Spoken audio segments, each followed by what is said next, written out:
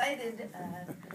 These readings that I've been doing, it's just so, I can't believe, first of all, I have to tell you, I can't believe I wrote a book. So it's a real shock at this advanced age to have written a book. And I'm going to read a couple of sections, two little sections from it, but what I just like to set up kind of the basic idea of the book. It's called Wayward Saints, and it's centered around a family, the Saint family, and it's really centered around the mother and the daughter in the Saint family. And Mary Saint is the daughter, and she was a very troubled child, a teenager who ran away from home at 18. And joined a rock band, and they became hugely successful in a sort of minor way. And their star rose and crashed very quickly. There was a tragedy in the band, and so Mary, wound up on her keister, basically, at an early age, and she just was lost, and she has not been back home to see her mother in 18 years. So, meanwhile, and she moved to San Francisco, so a lot of the book takes place in San Francisco. So Mary's mother, Jean Saint, still lives in the town that she's from, that they grew up in, Swallow, New York. And she's approached by a high school teacher in the town, who finds out that Mary Saint grew up in Swallow, New York. And so the high school teacher calls Jean Saint to see if she would ask her daughter to come back to the high school and do a solo concert. So Jean has not seen her daughter in 18 years, and the whole book sort of leads up to this concert that is going to happen. And there is an issue of an incident that has occurred when Mary was a little girl that both Jean and Mary have to sort of come to terms with before they see each other. But that's a surprise, so I'm not going to tell you. But I'm going to start. The first section is the centers around the mother, and this is about a week before the concert. This is toward the beginning of the book, and she's looking forward to what's going to be happening at the concert. So this takes place in Swallow, New York, 2010. Was that clear, by the way? Did you get the story? Okay. At the crack of dawn, when the street lamps were still glowing and the day was already warm, Jean Saint drove down Swallow's empty gray roads, past the duck pond and the elementary school, where birds were waiting to greet the sun, perched in a long line across a telephone wire. Weary with age, Swallow, population 5,000, sat nestled in a valley between Ingleton Mountain and Spider Lake. To a stranger passing through, it might appear that nothing had changed in this town for 50 years, but that was an illusion. The citizens of Swallow struggled to keep abreast, like the rest of America, propelled by prescription drugs, overburdened by gadgetry and technology, and coping with a broken economy, which for Swallow seemed to be a perpetual condition. Still, the people preferred to live modestly. A 5 and 10 thrived on Main Street, and you could still get an old-fashioned jelly donut at the bakery. Jean turned left at the church and past the bike shop, slowly creeping down Main, where parking spots were plentiful at this hour. She was the first one into Fred's Papers and Mags. Fred had only just switched the lights on and was bent down on one knee, cutting the strings off the morning paper when the bells jingled on the door. "You scared the bejesus out of me, Jean. What brings you out so early?" he said, breathing hard. "Well, I'll be needing a couple of extra copies of the paper today, Fred," she said importantly. "There's an article about my daughter in the What's On section. She's doing a concert over at the high school next week." Of course she is. The whole damn town's talking about it. My granddaughter has been tweeting about it. And don't you think I won't be there, hearing aid and all. You must be proud. Not realizing what tweeting was, Jean had a brief moment of feeling sorry for Fred, assuming he must be getting a little mixed up with his words. Well, I don't like to brag, but just between us two, I am a little bit proud. I'll take 5 copies. Fred looked up at her.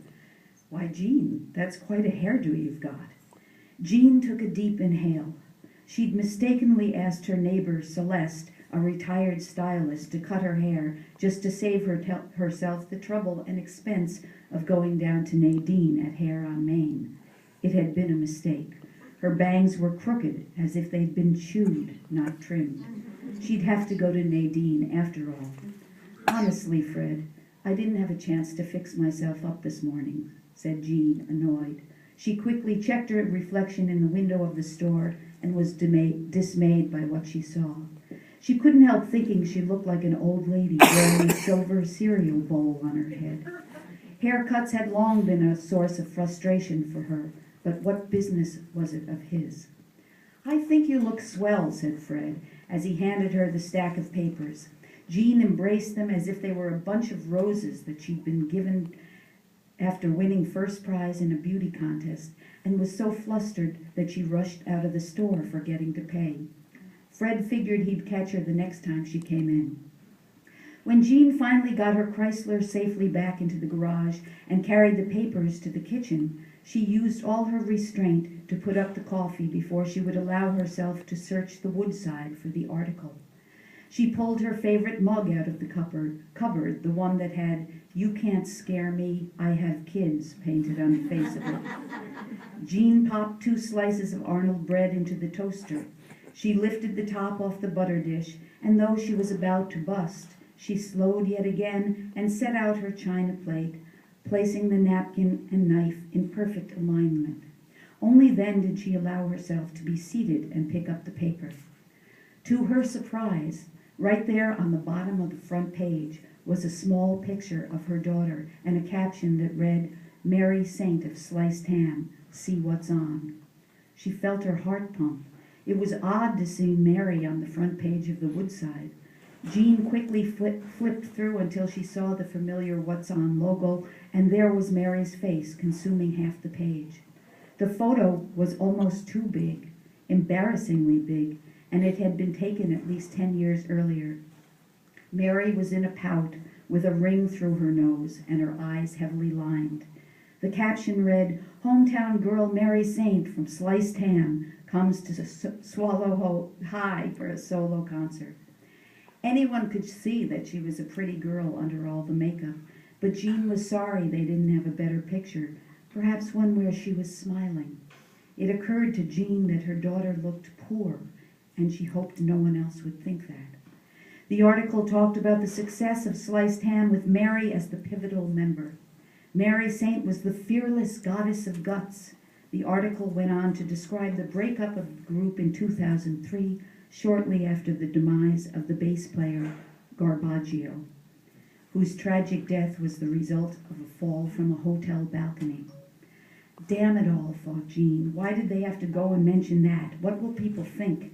She remembered what she had thought when she first heard about it. For a moment she had wondered who Garbaggio could possibly be. What foolishness! How horrible that his mother had had to hear that he was dead. Jean imagined the sobbing, the rage, and on top of it, that name.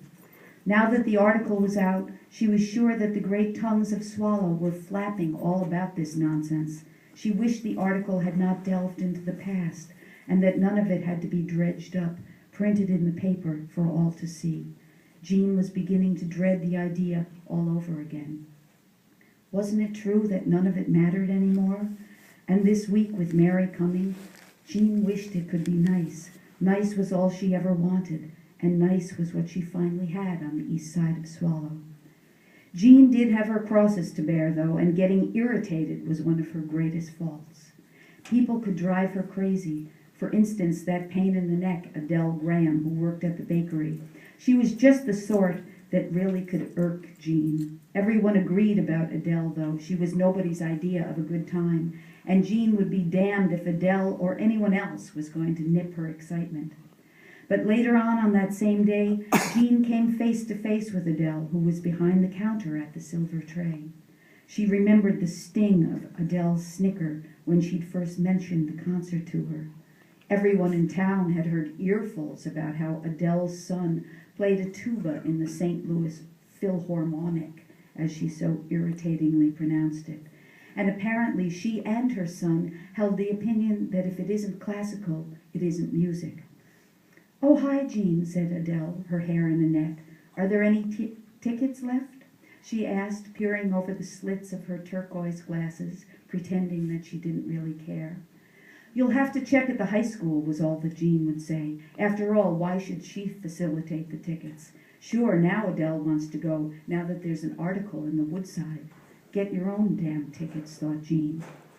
"I can't imagine it's all sold out," said Adele as she handed over the mini cherry pie that Jean had ordered. "Well, I don't know. There was quite a lengthy article in the paper today. Didn't you see it?" "No, I must have missed it," said Adele. She looked beyond to the next customer. Missed it, thought Jean. It was big as an elephant. As she pushed the screen door to leave the shop, she vowed to go to the bread bin from now on, even though it was a town away.